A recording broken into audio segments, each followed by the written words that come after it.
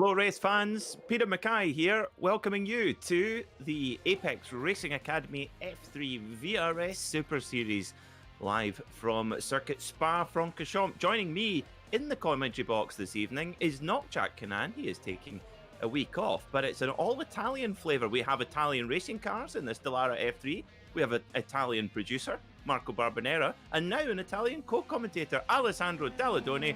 Welcome to Apex Racing Academy F3. How are you feeling heading into this one? Hi Peter, thanks for joining us today. We are super stoked to be here at Spa. With this car is gonna be definitely very interesting, but we always had a very interesting event every week here in the F3 VRS Super Series Championship. So this is gonna be absolutely incredible. Plenty of cars on the track. Heat racing. This is gonna be definitely very nice. But here are the championship standings, Peter.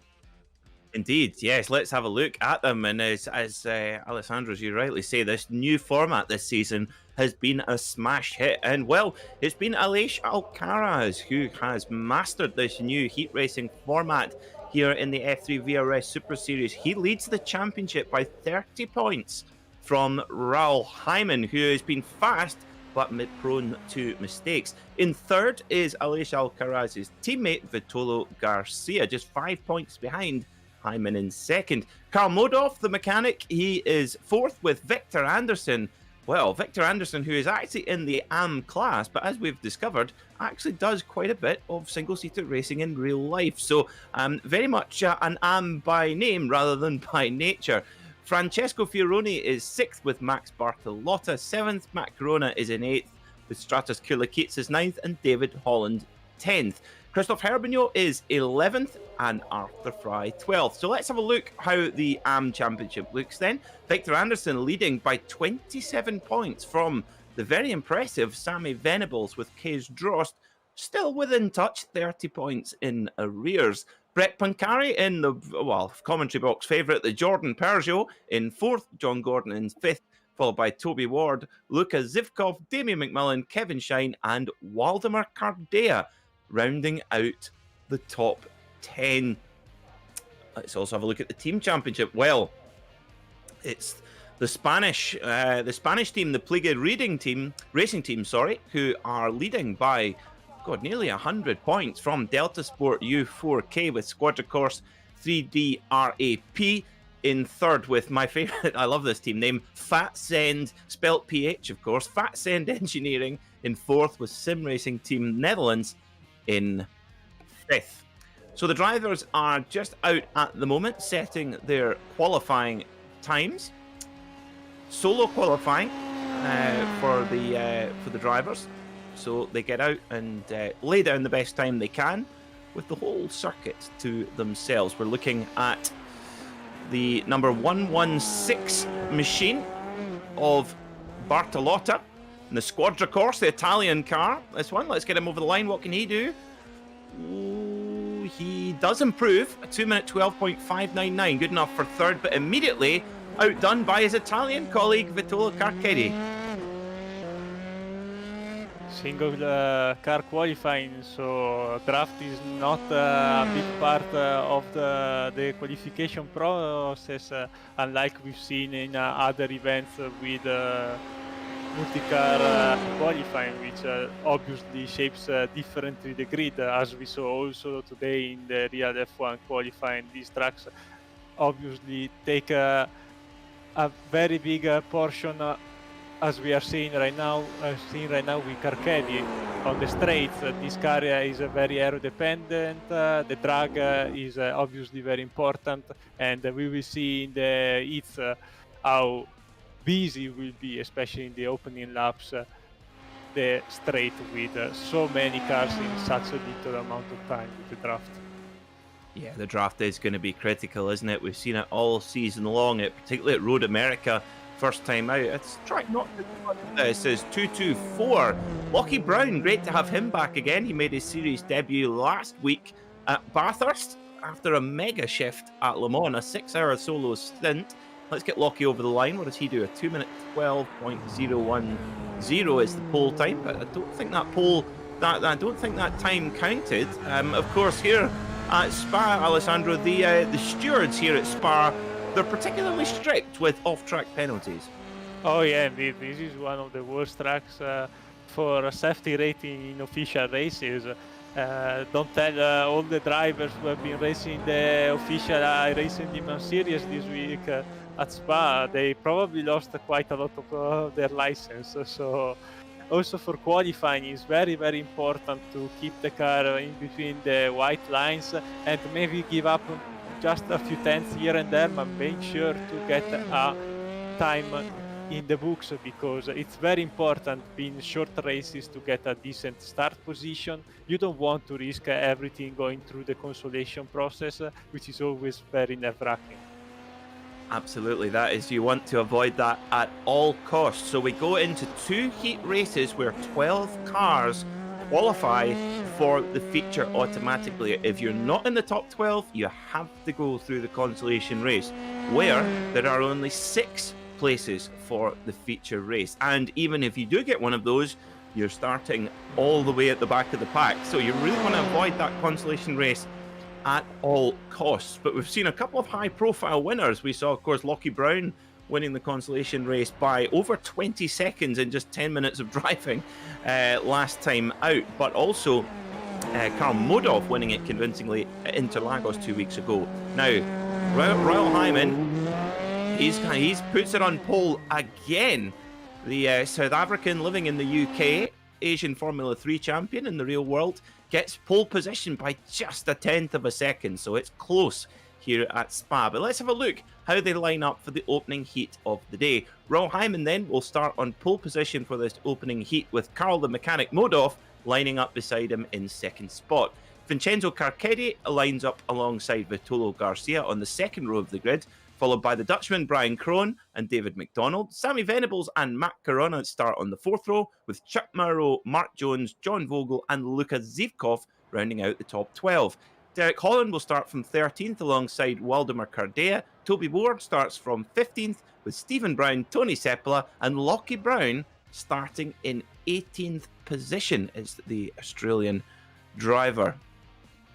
So you see the drivers now will just be getting themselves out onto the grid, getting settled into the chair, ready to go. A number of eager drivers so far getting ready. We have seen a couple of drivers miss the start in a few rounds, so hopefully we'll have none of that today and we'll see a straight fight. But Karl Modov, we know Alessandro is a proper hard racer, and he's really got to get onto Royal Hyman's case early to try and keep him at bay. Oh yeah, absolutely. It's gonna definitely be interesting to see also the strategy for the drivers, because obviously with these long straights, it's very easy to pass, but at the same time, it's very difficult to pull away. So it might be a little bit of mind games in between the drivers, especially in the main race, the feature race at the end.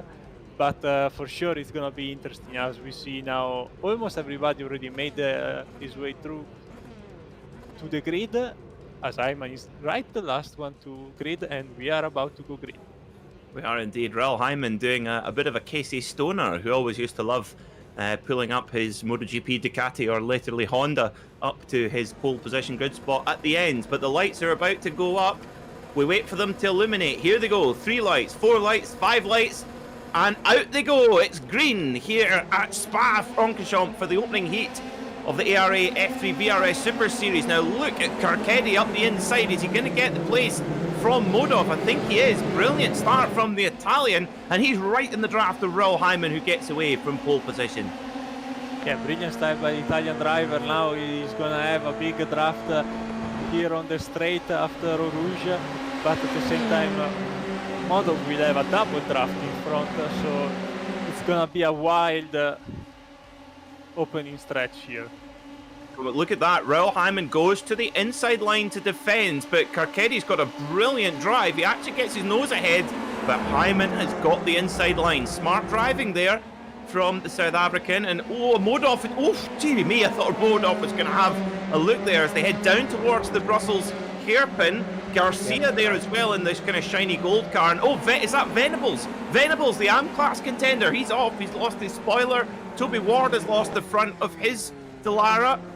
Now, that car was designed with a front wing for a reason, and that is not a good start to Toby Ward's day or to Sammy Venables' day. Now, Alessandro, I'm not a police detective, but I suppose that Toby Ward's ran into the back of Sammy there. Yeah, or might have been, I think he might just have hit this rear wing that came across the track, as you see here from the replay. Toby Ward hit that rear wing, and he was absolutely unlucky there. As we are going back towards the front, where Modov now just went around the outside of Carcadi, using even more than the track, and giving Hyman now a very large lead. Oh, this is a dream for Raul Hyman. He'll be looking in his mirrors going, oh yes guys, have a good old punch up and I will just disappear into the distance. Look at the gap that Raul Hyman has pulled out already. He is so fast in these heats. And look at the big send from Carcetti. Can he get it sealed up at the bus stop? Brilliant move, and oh, we got a spinner. That's Corona, another of the AM class protagonists. Oh, chaos here at Spa. Well, it's been way worse. Thankfully, all the drivers managed to get out of the way without causing further issues, as we are now looking at Tony Seppala, the Finnish driver, approaching the bus stop, and too much mustard on the rear brakes.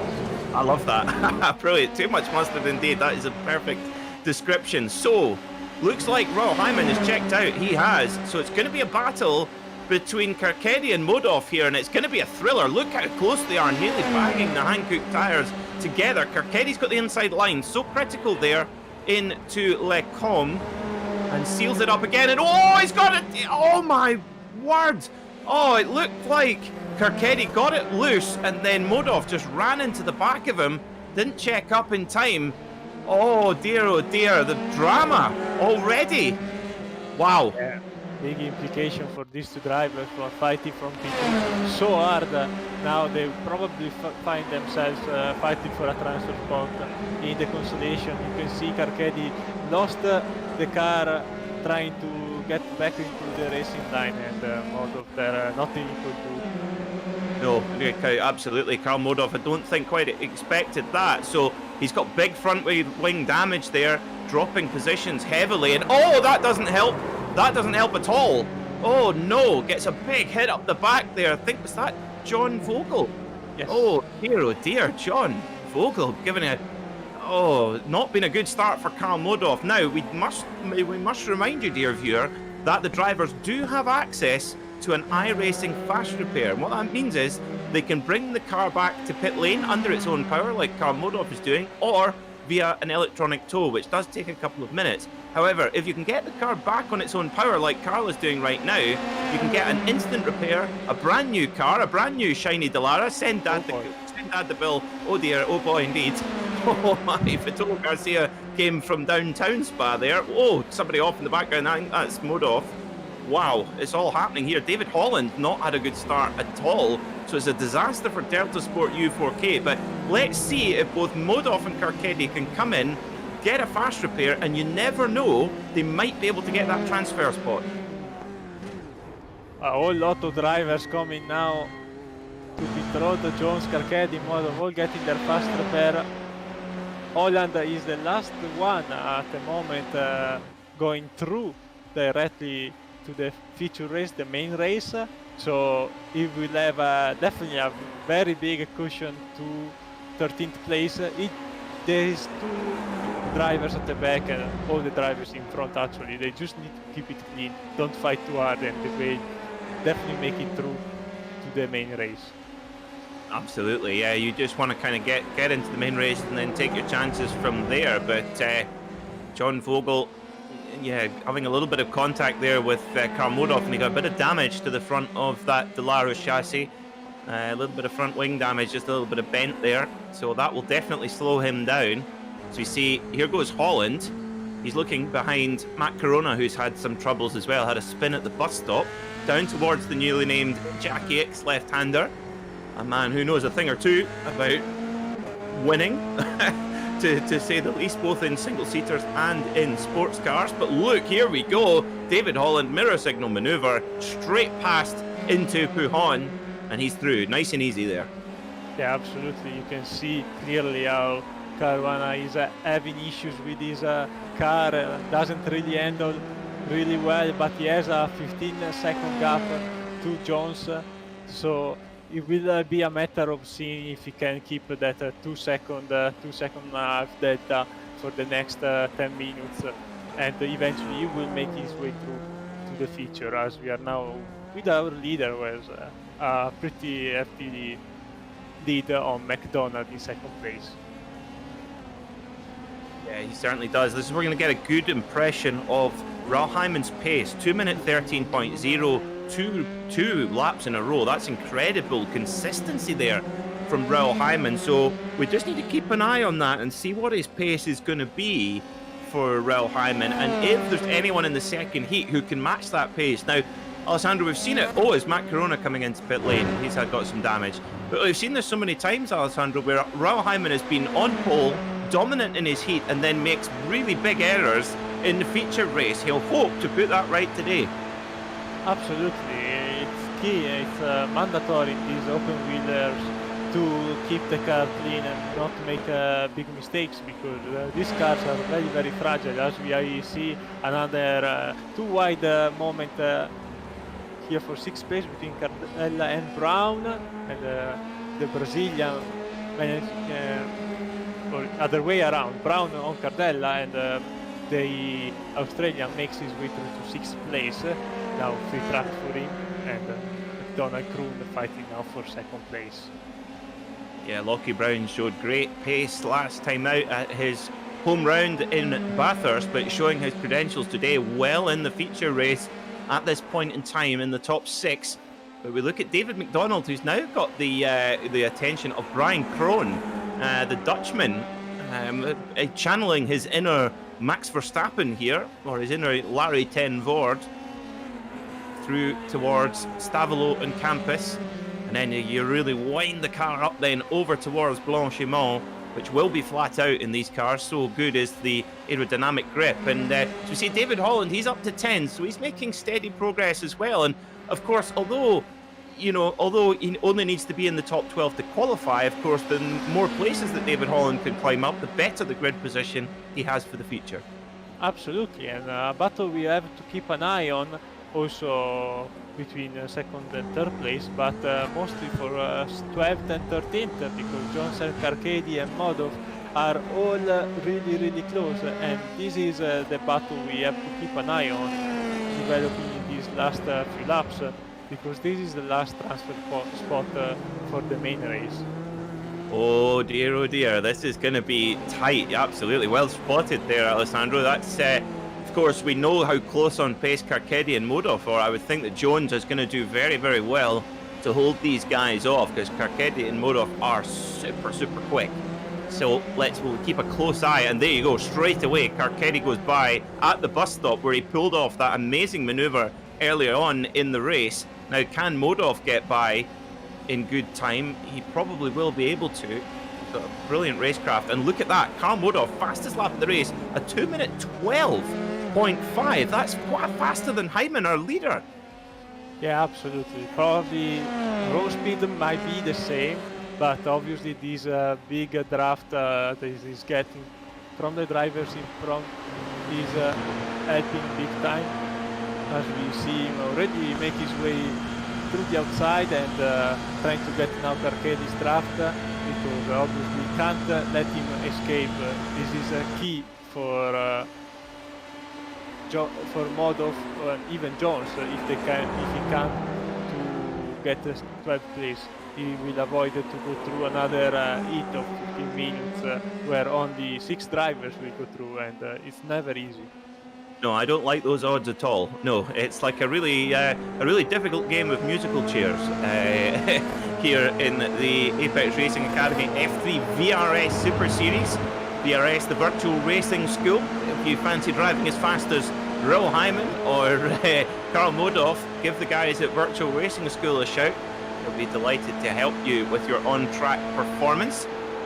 So, down towards bus stop we go then. Brilliant battle here. Brian Crone, remember, he is in the AM class. He's leading the class, but will be in line to get a huge chunk of points here and get himself a good grid spot for the feature.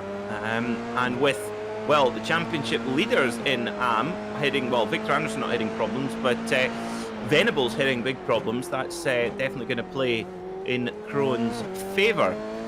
So we should have either 2 or 3 laps to go. We'll see when we get our leader over the line, but I want to see the bubble battle between Carcetti and Modov, because as you rightly say, Alessandro, Modov's really got to get a shift on here, and he's got to get on the case of Carcetti because he doesn't have much time.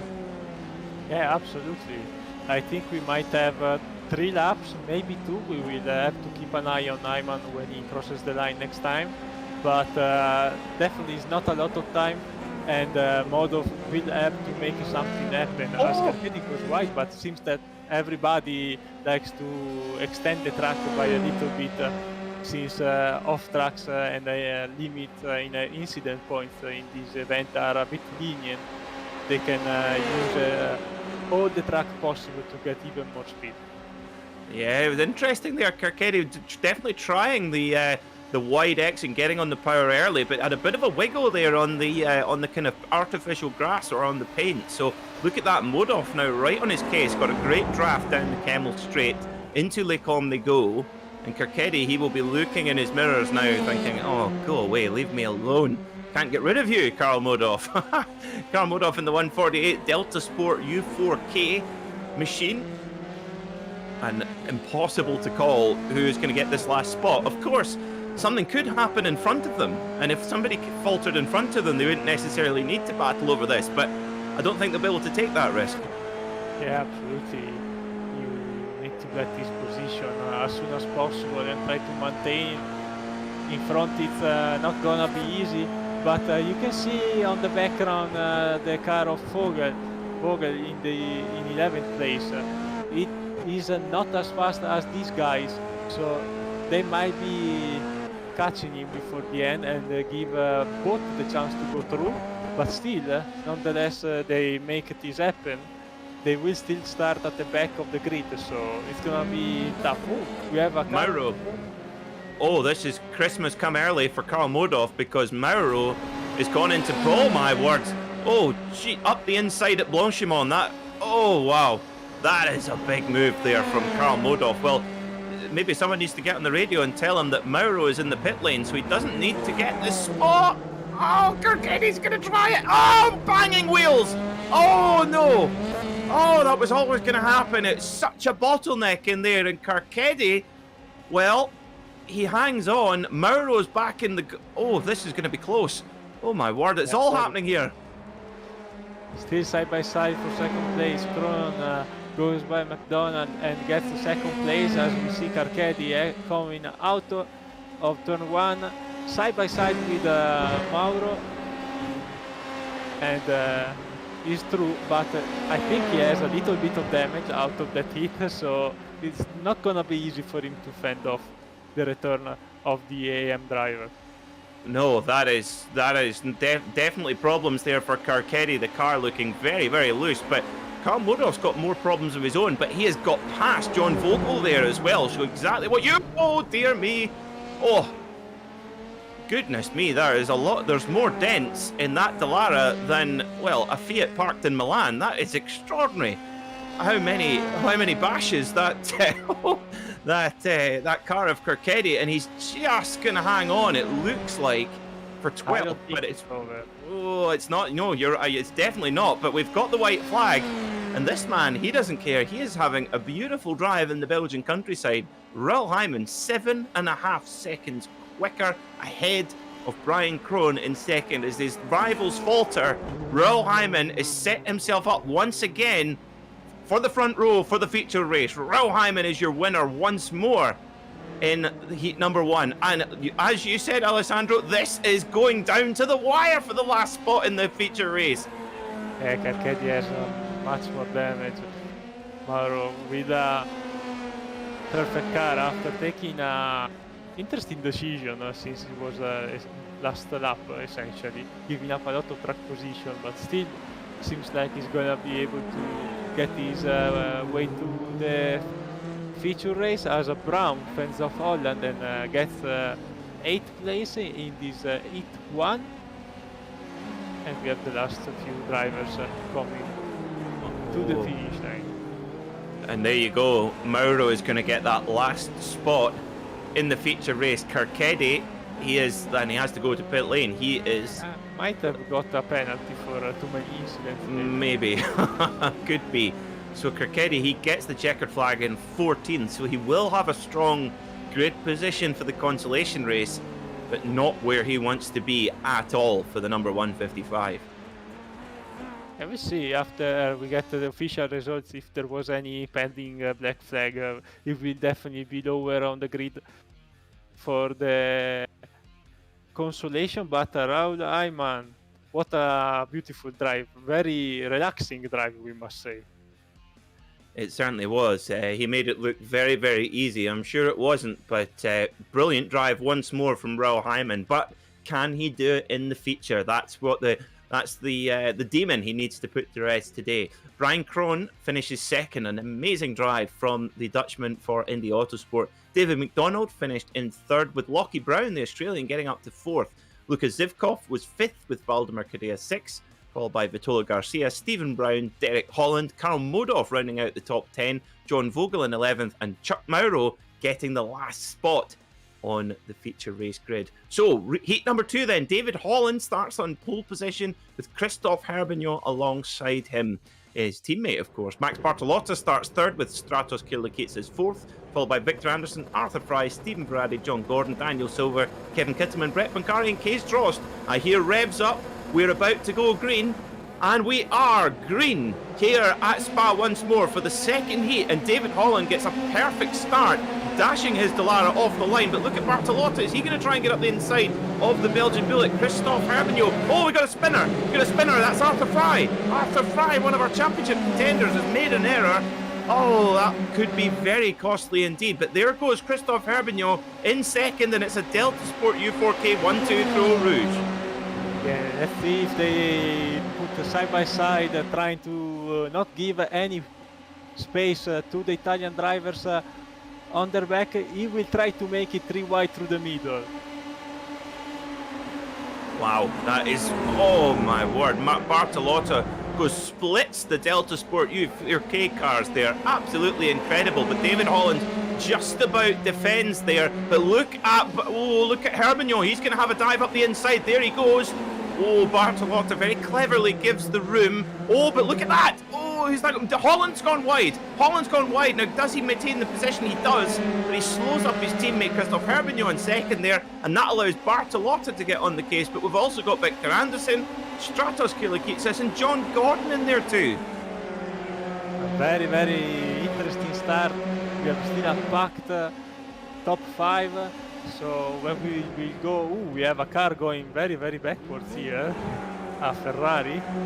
So it's going to be interesting to see the replay. But let's keep an eye on the lead pack, because it's like a Moto3 start. Everybody very, very close together. So now going back to the bust of the start-finish line, we will have another wide moment.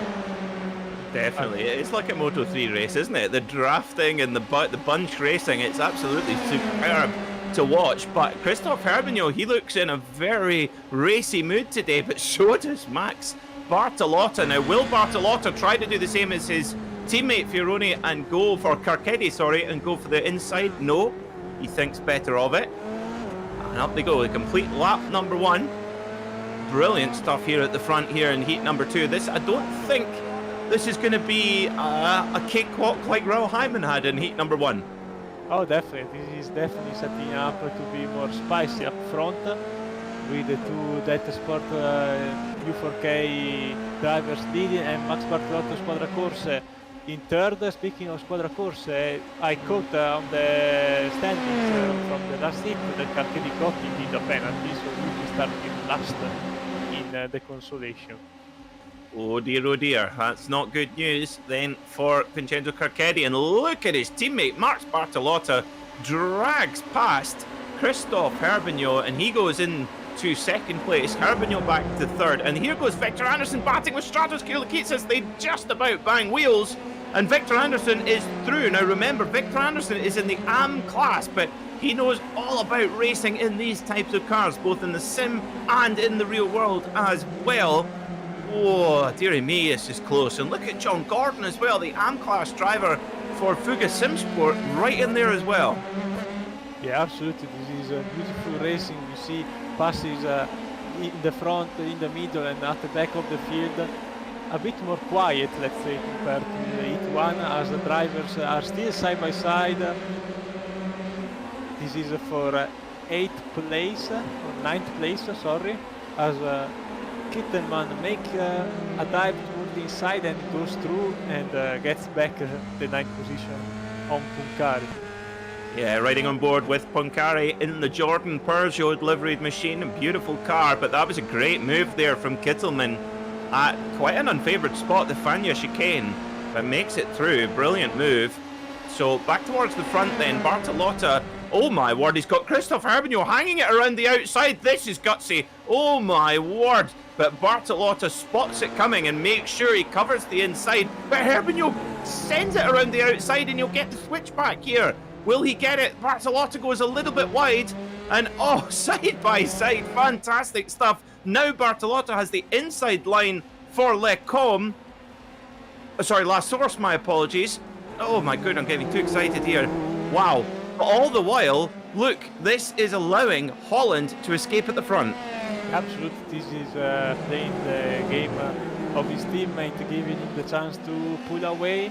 But maybe for Herbigno would be better just to have a little bit of a less margin from the lead, because he could get a nice draft. But obviously, this is playing out for the best for his teammate, so he will try to do his best and get 1-2 out of his second lead. Indeed, and still this battle rages on between Victor Anderson and Stratos Kyriakidis, the Greek driver. And Victor Anderson showing fantastic racecraft here, just making that Dallara as wide as possible, but still having good car speed as well. Stephen Brady not far behind there too, and oh, gee whiz, Stratos Kyriakidis just has a little jink to the inside there, just trying to unsettle Victor Anderson. Round the Jackie X left-hander they go, down towards Pujon. Yeah, that's not a very easy place to pass. Anderson has plenty of experience also in real life, and other championships we cover here on Naked Racing TV, like the Formula 4 US a few months ago, Regional Americas. Also, Sebo talking about the virtual world, but he's definitely doing a great job keeping behind. Big barge there. Oh, I think it was one of the... Dearie me, I think that was Kees Drost there giving a big barge to... Was it Kittelman there who got put in the wall? Yeah. Oh dear. It was definitely a tough job, but he did a very good job indeed in the end, because the car seems to be okay somehow, and he's still defending 9th place, so what a race. Still none of the drive have been to pit road. So very great race. Look at the pace of David Holland, a 2:12.2. That's much faster than Hyman was, and a 2:12.6 for Herbigno. Wow, that is David Holland. He is, well, oh, and a big punt. Oh dear, Kittelman is in the wars. Pancari has to take evasive action.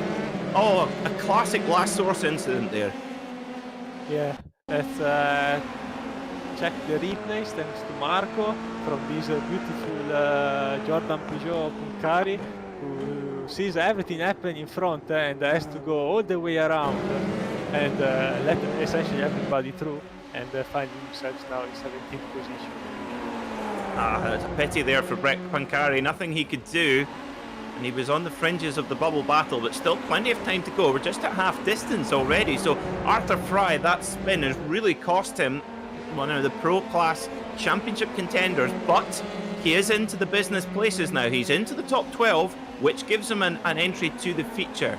So Arthur Fry, he's still got a bit of work to do. He'll want to climb a little bit higher than he is, but he's done the first part of the job. He's into the feature race at this point.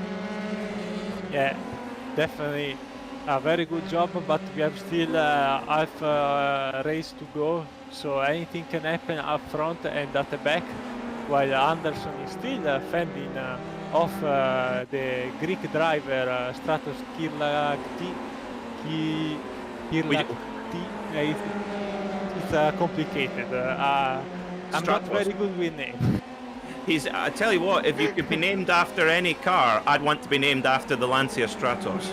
One of my favourite cars ever made. Beautiful. And so we actually, would you believe, Alessandro, we had a Stratos rallycross car come to Knock Hill a few weeks ago. Oh, nice. That's very interesting. Talking also about Knock Hill, since it's been officially confirmed that it's coming to a race. Yes. I am very happy. It's been a good week, yeah. With that and a Lamborghini would be very cool. So this is, and look at the guys at the front. They both Holland, Herbignot, and Bartolotti as well. All of them lapping faster than Raul Hyman was in his heat. Now, Raul Hyman didn't need to. He had a big gap, so he could have been just cruising possibly. But looks like Raul Hyman's going to have a lot of competitors here in this feature race. Also, no sign, it's just occurred to me, which is very bad on my part, no sign of Aleix Alcaraz. Yeah, I was having a look at it while you were going through the standings, and I didn't see him. So I said maybe he's joining later for qualifying, I don't know. But I wasn't sure about it, so I didn't say anything. But this is a big talking point, because if the leader didn't show up, this might give other drivers the chance to close up big time the gap. Huge. It could be that this is, of course, the drivers do get the option to have one drop score. So, but you really want to use a drop score as a backup if you have a bad race. You don't want to burn it on not turning up. So I'm sure he's otherwise engaged, I'm sure, Aleix Alcaraz. Maybe he has a date tonight, perhaps. Oh yeah, definitely. Having a date. Also, we have a tough incident here for Joey Escobedo in his Ferrari. Had already a wild ride earlier on in the race, as we see now the replay. Clipped the curb and bounce on the inside wall. Not the day he wanted, but he has still a consolation race to go through that might be changing his mood. Absolutely. And we've got, now that is Damien McMillan gone off in the Digital Motorsport sponsored machine, the sim racing equipment provider from Mondello Park in Ireland, our beloved circuit of our very own Jack Canan. So we see Arthur Fry still trying to make his way forward, and he's kind of hit a bit of a wall here. Oh goodness, that was close. But he goes up into 10th as Silva gets it all kinds of leery there, does the Portuguese. And now Arthur Fry sets his sights on Dan Schuring, the Dutchman, but that's not going to be easy for him to get through. Absolutely not. It's going to be interesting. Also here the field is still very, very close, so everybody has a little bit of draft from 10th place onwards. The fight for the transfer spot is still very, very intense, as it's still intense, the fight for 4th place between Anderson and Kirlakti.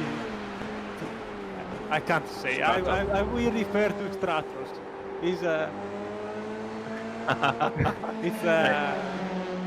Marco would be definitely much better than me on this side. In very good name. Of course, dear viewer, what you can't hear is our producer giving a pronunciation lesson to my co-commentator Alessandro. I think we both myself and Jack, we stick with Stratos just for safety, so it's okay. You tell it only to make me feel better. No, that's what a teammate does, unlike Marco. So anyway, so as we see, Victor Anderson here holding off the Stratos Kirlikitsis. We just found out that Marco took Greek at school, so he's cheating. Absolutely. But let's go back to racing. As we have still plenty of talking points here for fourth place. We have still drivers in front fighting for second place, because Erwin is still half a second in front of Max Bortolotto of the Squadre Corse 3D Rap team, as we are approaching the white flag. Okay, so last lap then this will be, and what a battle this has been between Victor Anderson and Stratos Kirlikitsis. There we go, into the bus stop.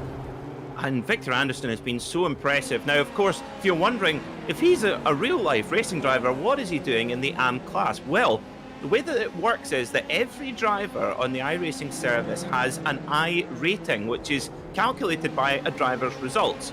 And often you get drivers who've maybe not been using the service for that long, where they have a slightly lower I rating than they maybe should have, in which case that means that they will be in the AM class. So half of the field are in the Pro, in the highest half of the field are in Pro, and the lowest half are in AM. So I think it's more the fact that Victor Anderson is quite new to iRacing, but certainly showing his real life credentials. And here we go, side by side, like Hakkinen and Schumacher down the Kemmel Straight, heading towards Les Combes, and Victor Anderson has just placed his car in the perfect spot. But oh, look at the Stratos. Is he going to get the cut back? No, there is a bright yellow number 220 Dallara right in his way.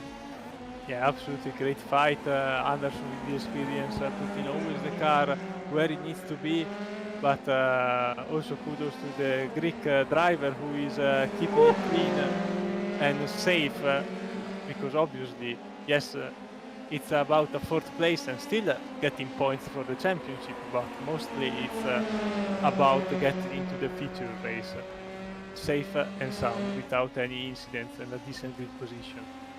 This is superb racing, brilliant respect, brilliant racecraft from both drivers. Stratos Kirlikitsis is trying everything to get past, but Victor Anderson covers off every single one of his moves. But I tell you what, Stratos Kirlikitsis, he might be able to get a run here out of Stavolo and Campus up towards Blanchimont. But will Stratos have a go into the bus stop? He's definitely close enough. He jinks to the outside. Victor Anderson covers the inside right now, but he will not have the inside for the bus stop, as we see David Holland going through to a comfortable win with Herbignot second. And oh dearie me, we saw Stratos Kirlikitsis goes a bit wide there at Blanchimont, and somehow, wow, so late on the brakes there from Stratos, doesn't quite get it done. Victor Anderson holds on. Absolutely first class racing. We have a spin for Steven Varedy in 7th place, but he will be making his way to the start finish line 7th still. And Kittelman, you can see this coming. Backwards spinning, and whoa, we got a spinner in the background there as well. And who gets the last spot? Brett Pancari gets the last spot in the Jordan Peugeot, the Canadian. This spin costed the Kittelman the transfer spot, unfortunately. Let's see if we can catch a replay. Oh, you see here it's quite messy. Oh dear me. Well, Brett Pancari can now go and make himself a nice cup of coffee and watch the Consolation race with a big sigh of relief, saying, whew, I was nearly in that race. So let's quickly run through the results of heat number 2. David Holland winning with Christophe Herbignot seconds and Max Bartolotta in third. Victor Anderson, a superb drive to hold off the very impressive Stratos Kirlikitsis. John Gordon was 6th, followed by Stephen Brady, Arthur Fry, Case Dross, Dan Shearing, Marcel Tumbis and Brett Pancari getting the last spot. All the rest have to go through this race now, the Consolation race, and this is how they line up. Matt Corona and Kevin Kittelman start on the front row with Sammy Venables and Hans Verheij on row 2. Mark Jones and Daniel Silva will start on row 3 with Toby Ward and Richard Holding in row 4. Tony Sepolo and Damien McMillan start on row 5 with Vincenzo Carcetti and Joseph Escobedo starting on the 6th row. 12 cars, 6 places. Who's going to take them? We're off. Here down towards last source they go, and Matt Corona has got a fantastic start. And oh, Venables gets punted by Jones. Oh my word, it's an absolute car park. Oh, that's such a typical. Well, I hate to use the example right now, but that's a bit of a Grosjean. Yeah, that's messy start that happened quite a lot, both in virtual and real life. Unfortunately, let's see the replay from our TV cameras. Bit of help, and then we see cars flying left and right. Yeah, not what we want to see at the start. This gives obviously drivers towards the back a chance to get a few freebies, and for example Carcetti starting dead last, now he's already in third place. People not involved in this wreck will definitely have a easier job to go through.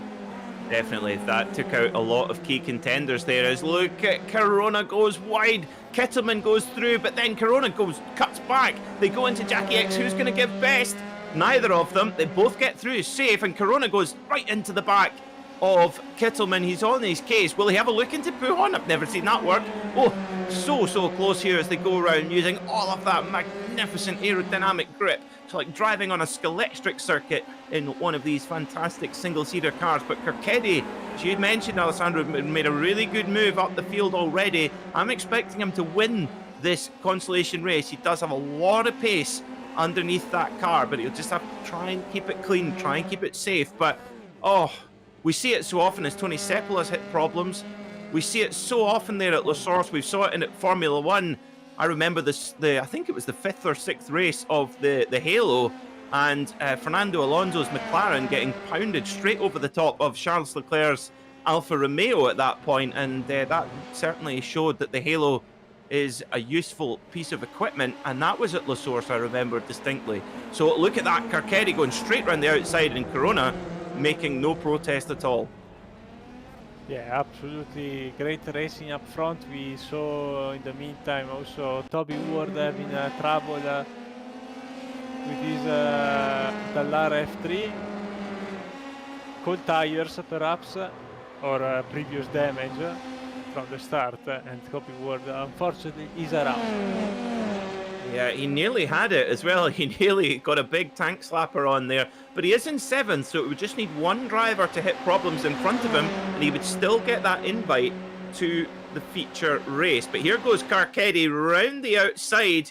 He goes of Kittelman, and again, Kittelman not making up too much of a protest. Very smart there to just allow the faster driver through. Don't fight too much, and you can just go on to fight another day. And that's exactly what Kittelman's doing. Very, very smart indeed.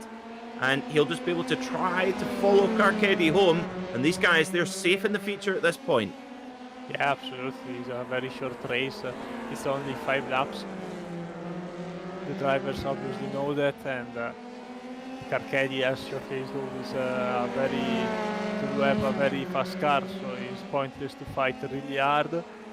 And mostly it's mandatory to keep it clean, since 7th place Toby Ward is very, very far ahead. So here more than ever it's just about keeping the car onto the black stuff and make your way to the checker flag. As we see Damien McMullen there just running a little bit wide, allowing Holding through.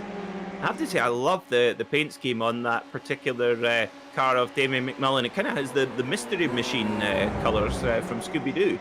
As we look at... I had the same thought. Yeah. I wonder if well, actually no, that would be the Flintstones, wouldn't it? I wonder if it's got a hole in the floor so he can scamper along with his feet. But that would be the Flintstones, of course. So Damien McMullen, interesting. I'm not sure if he actually intentionally let Richard Holding through there or not. I don't know. Maybe just ran a bit wide. But I think if you've got that feature invite in your hand, you don't want to let it go. Yeah. It's a matter of just one starting spot in front. Is not a big deal. You just want to make sure you get there safe and sound without having trouble. So for these drivers is I think more important to stay out of trouble, make sure nobody's around you, because you never know what is gonna happen. Anything can happen in racing till the last corner, so you always have to be ahead and think about what's coming next. Indeed. Now look at this. Toby Ward, 3.3 seconds quicker than Silva last time around. Now, why is that important? Because Silva in the 217 car has the last invite to the ball. He is the last one with a seat. And he's got a little bit, it looks like there's a bit of damage on the front right wing. Yes, look at that. Yeah. He's got quite a lot of damage, so that's gonna harm him. And whoa, he's onto the grass. Don't text and drive, don't do that. As we see, Toby Ward is just pulling time out of him left, right, and centre. 2 laps to go, or maybe 3, depending on where the white flag drops. But I think Toby Ward is going to have the pace to catch him up here. Yeah, I think so. The speed difference between these two guys is huge. You can see here from our sector comparison, although we only have one for this lap yet.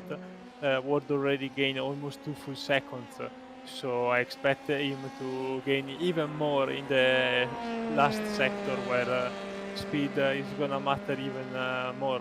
So I think Silva, with damage, elected to stay out, because obviously pit road takes a lot of time, even though Spa pit road is fairly small, so might be worth of taking a fast repair, but Toby Ward definitely is putting a lot of pressure on him, and let's see how it goes. But I think Toby Ward has a big chance to make his way through this consolation race. Indeed, yep, he's certainly putting the pressure on now, taking large chunks of time. He's got just over 5 seconds to make up, and look at that, Carcetti, a 2-minute 12.8. Now that is faster than Raul Hyman was going in his heat race. So Carcetti, I think that's more going to frustrate him than anything else, that he has potentially race-winning pace, but he finds himself in the consolation, and it just shows you that if you make a mistake or if you're caught up in an incident, the punishment is severe. Yeah, absolutely. With this open wheel, you can't afford to make any mistake, because obviously the car will take a lot of damage, much more than any GT car, for example. So you always have to be very, very protected and make sure you don't touch or bang wheels with other drivers. But obviously it's also a little bit of a luck process, let's say. If you hit the wall, for example, in a certain manner on iRacing, obviously sometimes you can get away with some minor damage, as we saw previously in the heat. So obviously luck is always a big part of racing. It certainly is, isn't it? It really does make all the difference sometimes. But as you say, you make your own luck too. But as you see, Silva now through just 3 seconds of an advantage. This is actually going to be very close, I think, between Toby Ward and Silva. Silva definitely picked up the pace a little bit. You saw him putting in a lot of his own personal best sectors, so he is going as fast as he can, that's for sure. But Toby Ward is pulling him in, and we're going to get the white flag next time around, so it'll be last lap when they go over the stripe. So Toby Ward has still got a pretty big task on his hands. Yeah, absolutely. But remind that Toby Ward gets his biggest chunk of time on the first and final sectors, where you have a straight line, and obviously having damage on your wing is going to slow you down quite a lot, as you can see here. Middle sectors seem to be pretty even between the drivers, but if we wait for the sector 4 to pop up as soon as Silva is through there, we might see the gap coming down even more. You can clearly see it also from our cameras. Exactly, yeah, we can see almost the stopwatch becomes irrelevant now, because it's all about how it looks on the track to the driver. Of course, Toby Ward will have he will really be biting this, as we say in the motorcycle racing world, he'll be biting the screen, desperately trying to catch up with Silva. So last lap then of this consolation, it's all or nothing for Toby Ward to get that last spot in the feature. As we look at Sammy Venables, who's had a disastrous day, Currently running in 10th spot. He's about to try and get past Tony Sepp. Oh my word, that's a big one. Oh dear, that was just a bit clumsy, and they both end up in the barrier there. Both lost their rear wing. It turned them into Dallara Formula Fords there. So, but here comes Toby Ward. As you said, the straight line performance, there he goes. Mirror, signal, maneuver. Toby Ward snatches the last spot into the feature from Silva, and oh, that must be agonizing. Oh yeah, absolutely. That's not what the Portuguese driver from Ida Club wanted, but obviously he took a gamble not entering pit road, thinking about having a big gap to manage during this 5-lap race, but unfortunately didn't plan out as he wanted. But obviously not much he could do. It was obviously costing him quite a lot of time, both ways. Indeed, and he's, as you can see, he's really close. And I wonder, he certainly through the middle sector, he's definitely quicker than Toby Ward, but it's just in the straight line speed that really hurt him. But never mind, here comes Vincenzo Carcetti then, a dominant drive here in the Consolation race. He will start the feature race, but he will start from 25th on the grid, but a good drive and a lot of pace at the wheel of that Quadricourse machine. Kittleman comes in second with Corona third.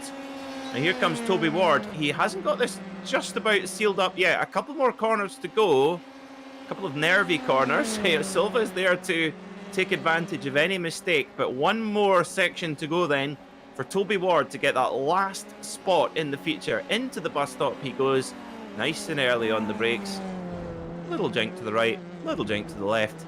And there he goes. Toby Ward then gets the last invite to the feature race. Silva, unfortunately, will be going home. Got very lucky there, just to spun without touching anything. The car was perfect, and managed to make his way through. As we see another replay from Tony Seppala. The Finnish driver had a rough day. He certainly did. Yeah, here, rough day for Sammy Venables and Tony Seppala, as they both, of course, had that big incident there into Blanchimont. So, we wait for Hans Verheij and Tony Seppala to finish this race. And we will get the full results for you. And then we will go to a very, very short break while the drivers have their warm-up for a message from our sponsors, Virtual Racing School, and then it will be time for the 20-minute feature race. If you're enjoying the broadcast as well and you're thinking, those are fancy graphics that Marco Barbanera is producing, well, actually, you can have the same graphics for your stream by subscribing to the SDK Gaming software. Check it out on the SDK Gaming website. Also, if you want to go faster in iRacing, you can go visit the Apex Racing Academy, apexracingac.com, for more information about that. We're going to take a very short break here on Apex Racing TV, and we'll be right back with the feature race. Don't go anywhere.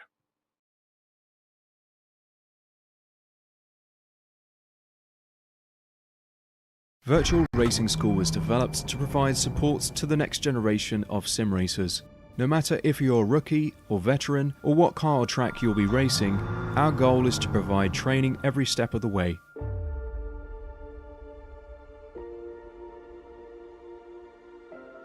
We found that iRacing can be quite difficult without proper training. There needed to be a way to prepare for on-track racing.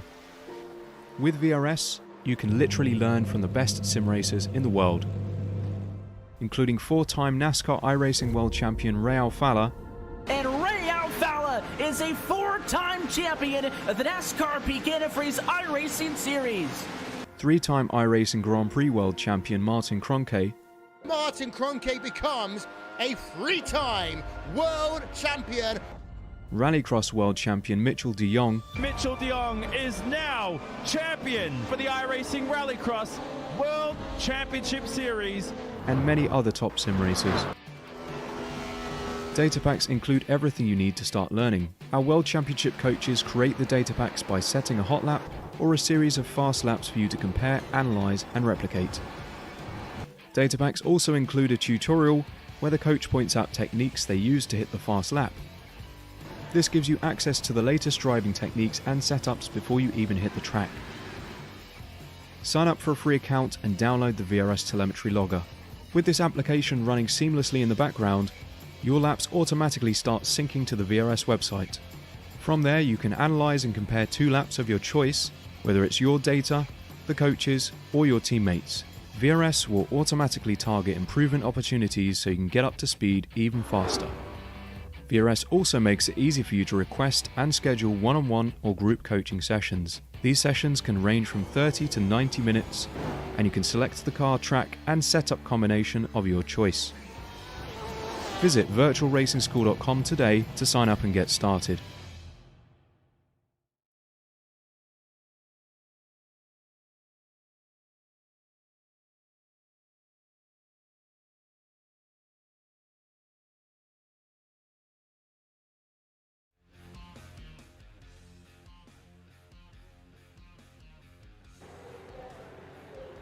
Welcome back to Spa-Francorchamps, where we are preparing for what is certain to be a thrilling feature race. And let's go just a quick confirmation of how they finished in the Consolation race. Vincenzo Carcetti dominating, winning by 5 seconds from Kevin Kittelman.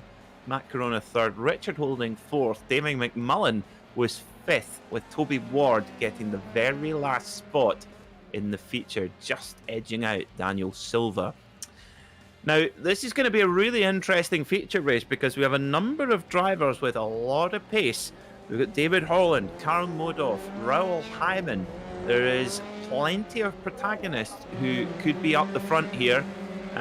Who can hold Raoul Hyman back? I mean, he's been the guy who certainly won his heat quite comprehensively, but it's going to be a thriller. Absolutely. It's going to be interesting to see if some of the drivers who start up front will have the pace to keep with our poleman. But at the same time, it's gonna be a very, very tough job for the people starting towards the back, like Arcady, for example, to gain as many positions as possible in the opening laps, where everyone is gonna be super bunched up and you have a big chance to gain a lot of position in a short amount of time and still manage then to get towards the front, which is going to be very, very tough in 20 minutes. It certainly will, yeah. 20 minutes, it's not long. It's certainly a sprint race. So see Vitolo Garcia, what can he do in the number 169? Holding up the honour for Pliga's racing team. Well, his teammate Aleix Alcaraz is not here today, so will score no points today, but might be able to use this round as his drop round. Lockie Brown, he could feature as well in the 224 car. Been showing some really, really strong pace, and I think I love about Lockie's driving style is it's super aggressive, it's super exciting. That's what I always like to see. Yeah, absolutely. You have to be aggressive in this formula. If you are not aggressive, it's tough to make your way through the field or defend from people. Maybe not overly aggressive as we saw in the F2 race this afternoon. We had people pushing other drivers off the track, but there's always a limit to everything you can do in racing. So for sure, aggressiveness is a big part of being a racing driver, and in these formulas it's even more important than in GT and endurance racing. Definitely, yeah. It's no holds barred, flat out racing here. And who is going to take the victory here at Spa-Francorchamps, one of the greatest racing circuits in the world, the ultimate racing circuit for many, many drivers. It's just such a strong challenge, such a good challenge here at Spa. But let's see how they line up then for this final feature race of the day here at Spa-Francorchamps. So on pole position then, Raoul Hyman lines up alongside David Holland. On row 2, the AM-Class driver Brian Krohn will start in third alongside Christophe Herbignon, the Belgian Bullet, in his home race. Row 3 will see David McDonald and Max Bartolotta.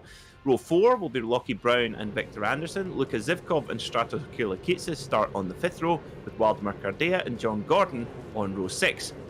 Following them is Vitolo Garcia, Stephen Verratti, Stephen Brown, Arthur Fry, Derek Holland, Case Gross, Carl Modoff, Dan Shuring, John Vogel, Marcel Tumbas, Chuck Mauro, and Brett Poncari on the 12th row. 13th row will see Vincenzo Carcetti, Kevin Kittleman, and finally Matt Corona, Richard Holding, Damien McMillan, and Toby Ward getting that last spot in the feature in 30th place. And perfect timing. The lights are prepared. We wait for them to illuminate. 3, 4, 5, out they go, and we're off here at Spa for a 20-minute feature race sprint. This is going to be a thriller. Raul Hyman gets another good start there, and oh, careful on the brakes, guys. Whoa, goodness me, David Holland tries to hang it around the outside of Hyman. The leaders get through more or less safely, and they go side by side down towards Eau Rouge. Who's going to blink first? Is it going to be Hyman? Is it going to be Holland? Oh, Holland just ducks in behind, but he'll get the run up the Kemmel Straight now. Yeah, great fight for the lead. Hyman got a little bit loose up the hill. Now Holland has a chance to go around the outside, and behind them all the pack will Ed lets loose. Let's see if he can hang it around the outside. Yes, indeed he does. I think there is a crash in the mid pack in the meantime. Yes, a big crash. Oh no, huge one. So we're going to have it looks like we might get a safety car here to neutralise the field until we can get that cleaned up on the racing line. And Raul Hyman has hit problems. He's down to third, made another mistake early in this race. So now, can we confirm, are we going to have a safety car or not?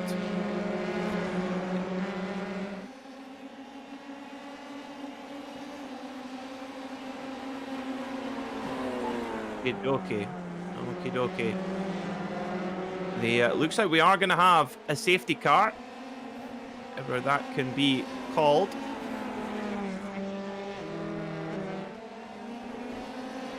Still drivers using even more than the track, as the safety car is finally on its way out. Boy, what a start. I will definitely need to check a replay of that, as drivers are starting to slow down and make their way through the start-finish line, where they eventually will find the pace track vehicle waiting for them. Let's see the replay here of the start, with Victor Anderson having big issues from its starting slot, and here the pack going wide. Oh, and Kittleman just got into the back of Toby Ward, and huge accident. That's both of those drivers done. Well, they'll actually be able to get a tow back to pit lane. Now, with the safety car coming out, that could allow the drivers who have hit issues to get into pit lane, get a fast repair installed. And Kratos Kilakitsis gets T-boned by, I think that was Lockie Brown there, and it just triggers an absolute melee. No option other than to throw out the safety car. So there's Lockie Brown, and oh, he gets a huge hit there from Stratos Kilakitsis, and then comes back and ironically hits Stratos Kilakitsis, and then Victor Anderson's got nowhere to go. Then there's one of the Indy Autosport car, I think that's Max Brown. Brett Poncari has to go through at walking pace. Oh, what a mess. Oh boy, yeah, that was very, very tough for all drivers.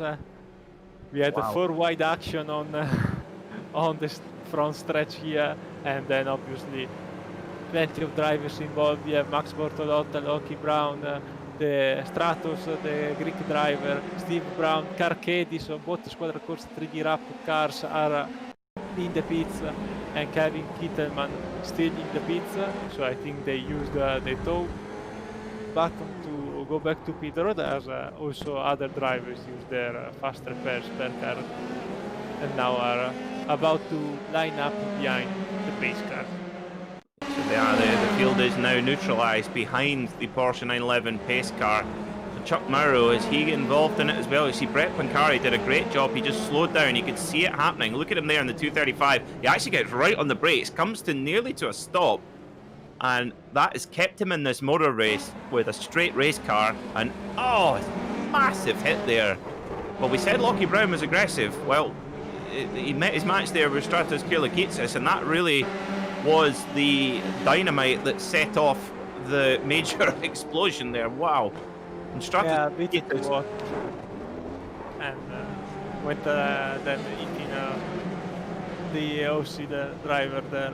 Very unfortunate. Too much mustard, unfortunately, for our Greek driver, as drivers are still behind the Porsche pace car. And I think still has the lights on. Yes, indeed it has. So we will have at least one more lap. Well, indeed, yes. And now the thing I like about this Porsche 911 pace car is that it's a Well, I'm sure I don't know if it was deliberately designed as such, but I do think that judging by the front bumper or the front bodywork of the Porsche 911 pace car here on iRacing, that it's actually a GT3 Touring.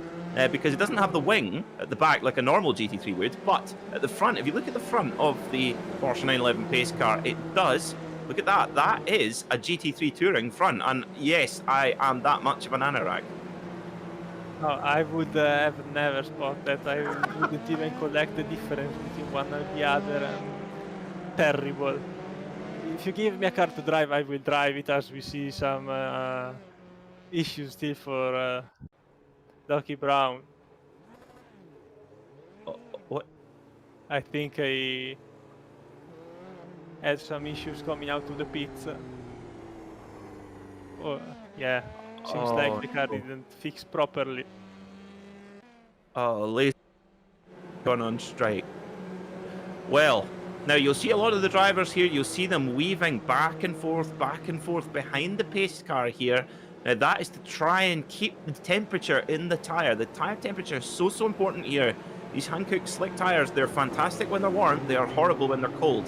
So the drivers really will try and work their way back and forth to try and keep that temperature in the tyre. I would expect that the light will go off on the pace car after this lap. Well, let's hope so, because it's a long way around here at Spa. The clock is ticking, so all of these laps do count. So we will wait for the pace car lights to go off. And definitely not the first track to have a safety car for the drivers, since the race is pretty short, and here the laps are already quite long under normal conditions. But obviously after such a big trouble start, obviously the pace car had to come out to give the chance to our drivers to rejoin and have the chance to compete in this race. Oh, now look at this. You see John Gordon getting sized up there by Arthur Fry. Now Arthur Fry is fine. Now these cars, are they getting the wave by? No, they're just now these not guys are burning excess fuel because obviously they set up the cars for running 20 minutes, and being behind the pace car, now they have excess fuel, so they are flooring their clutch or using the pit limiter to use up as much fuel as possible to be even lighter for the restart. That probably will be in at least 3-4 minutes time. Very clever. Very clever. Now here goes, I think it's Lockie Brown. No, Kittleman back onto the track now in 28th spot, but of course can go at full speed to try and catch up to the back of the pace car. And hopefully we'll try to catch up with that pace car before the light goes off and it pulls back in and allows the racing to go. Well, for David Holland, really there wasn't too much change there. It was pretty close at the front. It's not really any advantage or disadvantage to any particular driver. But once again, Alessandro, it's a shaky start from pole position for Raul Hyman. Yeah, indeed. Was in all the mess, we hadn't really had the chance to check on him, but surprisingly, we find him in third position right now, behind the Delta Sport drivers. Let's go on board with him and see how it happened. He had a very good start till we got to the comb. Let's say he had maybe an issue in the mid part of the track before the yellow came out. We saw plenty of drivers going very wide in lap 1, exploiting track limits. So let's keep an eye on him and see. You can see how tough was going up the hill. He had a big wiggle, and this gave the driver behind him, Holland, the chance to go side by side. Yeah, he did. He made it through. So Holland goes by here now. Hyman just runs a little bit wide. Now, does Herbigno get by? Whoa, there starts the problems behind. That's Bartolotta going off in the background. But what happens to... so Herbigno gets around the outside and then down through at the Jackie X left-hander. Very impressive indeed there. Good stuff from... wasn't so much a mistake from Hyman, just really good racecraft there from Herbigno. Yeah, absolutely. It was a very good pass. You can see here plenty of drivers using also the green part outside the track. And as we call them around this side of the track, you probably will see after this right-hander people using plenty of access road and even the gravel apparently before the caution will be called out right around this time. Well, I tell you what, Hyman would have got the run there on Herbigno, but yes, the safety car coming out, but the safety car lights are off right now. They're off now. They are off now. So one more lap then behind the pace car, and we will have a bit of a sprint. It's going to be about a 5-minute sprint to the end. So for David Holland, Christophe Herbigno is a good position here for Delta Sport U4K. But it's going to be absolute chaos because 5 minutes with this many cars together, all going for position. Oh, it's going to be fun. Oh yeah, absolutely. This is going to be a mad finish for sure. As we see drivers lining up almost side by side behind the pace car. Obviously the restart will be single file. It's really unfortunate to have here the safety car because obviously Spa takes a long time to go through it at slow speeds. Maybe in the future we will have some more chances to control the pace car, but unfortunately it was needed today here in Spa. Ooh, we have a crash. I saw a driver going full throttle while someone else was slowing down the 214. It's John Gordon, and behind him I think was Arthur Fry. Oh, there's going to be, I tell you what, there is going to be fallout from that because John Gordon is in a championship battle in the AM class, and what is he doing? That is just stupidity. I'm sorry, it just is. And Arthur Fry, but remember, Arthur Fry, I'm sure it definitely wasn't intentional, obviously not. But there is going to be fallout from that because Arthur Fry's teammate, don't forget, Arthur Fry's teammate, Sammy Venables, is in that championship battle. And, yeah, silly. Really, really silly. Yeah, let's say that weaving and brake checking, this behavior shouldn't be in iRacing. Doesn't really bring you any help in keeping the tires up to temperature, for what I know and the people have said to me so far. So you should just stick to your line and make sure not to harm and cause any trouble, since the pacing is always very, very tricky in racing. In every race you do, both on road, which is very, very rare, and mostly on oval. So yeah, very unfortunate, something we did not want to see. Let's see if also have some impact in the restart, because obviously we will have some damaged cars starting and probably pulling towards the pit road. And you know how strict iRacing it is. Indeed, yeah. Both John Gordon and Arthur Fry will have to come into pit lane. They will do. I would imagine they will be giving the meatball flag, as it's known, basically calling the car in to get repaired because they're both severely damaged, particularly John Gordon's car with the rear wing now missing. It's again converted it to a full Formula Ford spec. So the lights on the pace car are off. So that means we are going racing, and right enough, we're going to have more or less 5 minutes. So about 3 laps here at Spa. So a 3-lap dash for the cash here.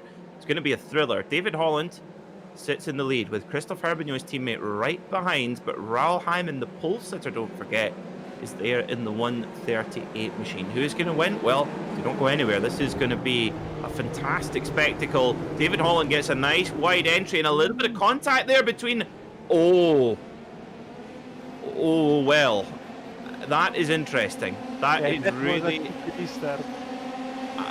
very interesting restart. I think the stewards might have to spend quite a bit of time studying that one, because it seemed to me that David Holland had made the start. As the pole sitter, he can do that, or as the front driver, he can do that. But Christophe Herbignot looked to be going quite slowly there, and Hyman was basically walked behind it. Yeah, absolutely. That was very, very interesting. We will probably investigate after the race. The stewards will have an interesting job to do. But let's keep an eye on this battle, because Herbignot is side by side with Hyman, looking to make a move on towards the outside, but seems unlikely. The teammates are still locking 1 and 2 right now, as behind we have still plenty of battles.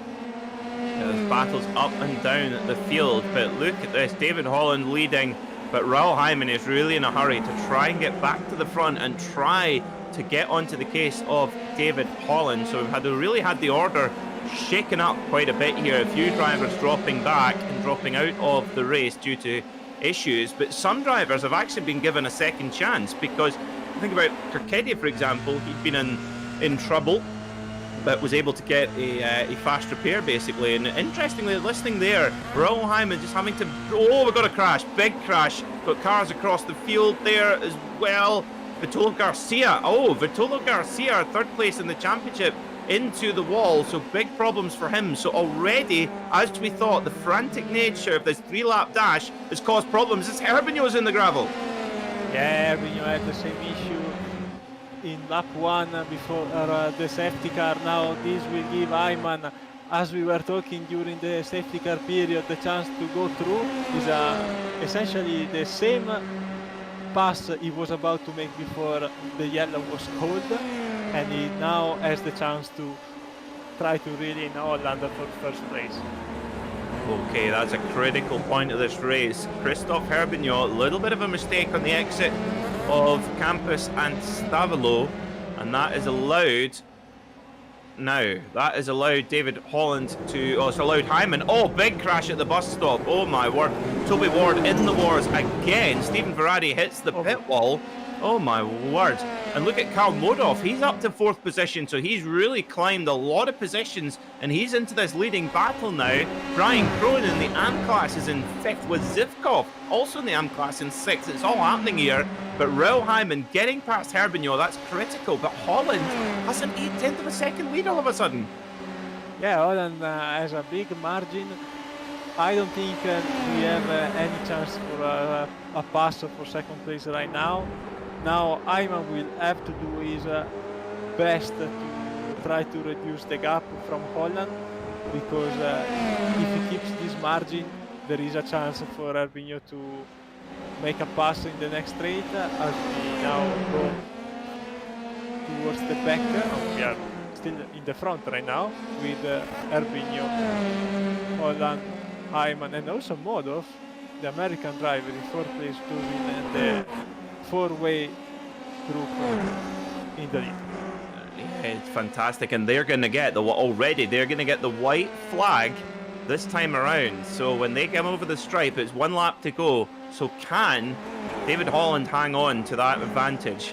But brilliant drive from Brian Krohn, the Dutchman, in the AM class, leading by just under a second from Zivkov, but 5th overall. Highly, highly impressive, because these guys out front They are so fast in the pro class. Holland, followed by Hyman, followed by Herbigno, who has recovered slightly with Modov right behind. So for Delta Sport U4K, if they keep the cars clean, they're going to gain a huge run on the Teams Championship. But look at Herbigno hanging it around the outside at Blanchimont. Oh, a little bit of contact onto the grass. Is he going to make it stick? Can you pass on the grass? Well, Herbigno is going to try, and that has really hurt Raul Hyman's rhythm. And, now, that's very strange. I do apologise, dear viewer. We have our... apologies. It's very strange. I've never seen that before, where the checkered flag came out before 20 minutes.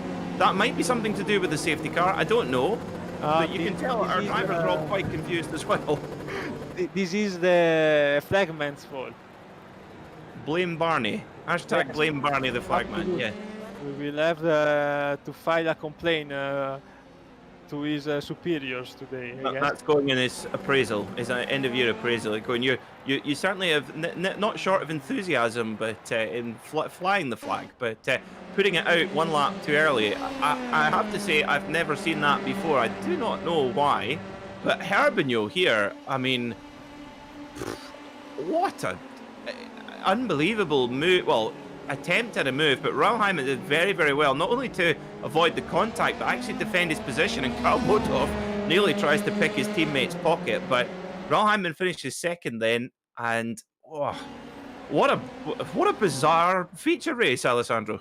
Yeah, I'm glad I'm here to commentate this race, because definitely we had always something to talk about. The action was definitely very... we have a pretty nasty crash here. Someone ending the race with some festivities. But yeah, definitely a very interesting race for good things and, let's say, bad things. But racing is racing, anything can happen. Today we saw also something that rarely happens.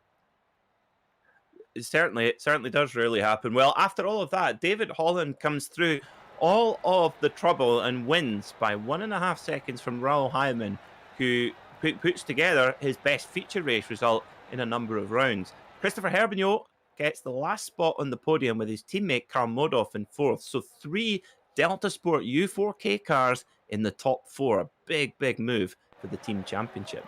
Brian Krohn wins the AM class in 5th overall. Very impressive indeed, with Luka Zivkov, the Russian driver, in 6th. Matt Corona was 7th with Dan Schuring in 8th, John Vogel 9th, and Derek Holland in 10th. Waldemar Cardea was 11th, followed by Max Bartolotto, Vincenzo Carchedi, Kevin Kittelman, Brett Pancari, Damien McMillan, Richard Holding, and Victor Anderson finished 18th. Not a good day for the Super Swede. Kees Drost was 19th, followed by Stephen Brown, Chuck Mauro, Toby Ward, Marcel Tumbas, John Gordon, David McDonald, Stephen Verratti, Arthur Fry, who may get the attention of the stewards after an incident behind the pace car, and finally Vitolo Garcia, Lockie Brown, and Stratos Kirlikitsis round out our 30 cars taking part in this feature race. Now, let's see if any of the drivers have come in to have a chat. We do. We have Brett Pancari. So let's get Brett Pancari in to have a chat with us here in the commentary box. Brett, that was, we just said that is a bizarre feature race. How was it for you? I think bizarre is the understatement of the century. Yeah, I've never thought I could get like a safety car. I haven't been in a safety car on a road course in a very long time, I think ever. And just that whole pile up on the top of the hill and everything else. I mean, I got lucky avoiding everything. I mean, I probably could have gotten maybe 12th, but even like the heat race, I was out of the picture. I wasn't even going to make the A main until I don't know what that was in the last corner, but someone lost it, came across, and right in front of Kevin Kettleman, and I got the final transfer spot. It was sucked for Kevin, but at least he made up for it by getting into the A main. But I don't think I've ever been in something like that, like ever. Well, you certainly, we commented it on the broadcast when there was the huge pile up at Les Combes. You almost it looked like you almost had the car to a complete stop, but managed to avoid one of the very few cars to make it through there without damage. I mean, was that in your thinking, just to think, whoa, just pull on the anchors here and let everything sort of unfold in front of me? It pretty much was that. I mean, I slammed on the brakes for the huge pileup, and then I think it was it Victor, I think, who lost it in front of me? Not Victor. It was one of, I can't remember right now the name of the time. Oh, I think it was Vincenzo, I think, Carcade. I think he spun in front of me after the right-hand hairpin, so I avoided him, and then basically after that, I was just finding holes, even like before coming to the white flag. I mean, there was a wreck in the final chicane. I avoided that as well, but I kind of needed that bit of luck because I cannot make a setup at all, and I'm basically using the VRS setups like Beast said, yeah, I use in the official races. I tried making some slight tweaks to it, but I got no straight line speed, and it's kind of unfortunate because I don't know how to use like make setups. So it's like I'm forced to use the VR setup, but it's all I got. Oh, you certainly made good use of it, and I think that you must have the luck of the Irish with you with that Jordan Peugeot livery. I think that's what rubbed off today as well, Brett. I mean, brilliant job to avoid all the carnage and get the car to a finish with a good point-scoring position. Before we let you go, who would you like to give a shout-out to here on Apex Racing TV? Well, first of all, thank everyone at the Apex Racing Academy, even the league, for allowing me into the series once again. Even though I knew it was going to be a major struggle with the open setups, but thank also Total Fuels, Peugeot engines. I mean, this is the reason I'm slow because this engine I have in here is from 1995. I mean, it's an antique, so I have to take care of this antique car. But and of course, thank you guys at Apex Racing TV for broadcasting everything. And got one more race to go in the season, and then. We'll see what happens after that. I might be going on to different adventures again, but at least being in a different road league is something I've enjoyed being a part of the last couple seasons. Well, we've certainly loved having you here, and hopefully you'll be able to enjoy one of the other leagues here in the Apex Racing League. Brett, thanks so much for coming in to have a chat to us, and go and enjoy your day. All right, thanks. So that was Brett Pancari coming in to tell us all about his wonderful Jordan Peugeot and how to avoid a number of incidents out there on track today. That's about all we've got time for today on Apex Racing TV. Don't forget to join us 7 days' time, same time, Saturday, 8 o'clock for the season finale. But at Suzuka is going to be an absolute thriller. Do make no mistake, do not miss it. Thanks so much for watching this broadcast here on Apex Racing TV, and we'll see you next time. Good night.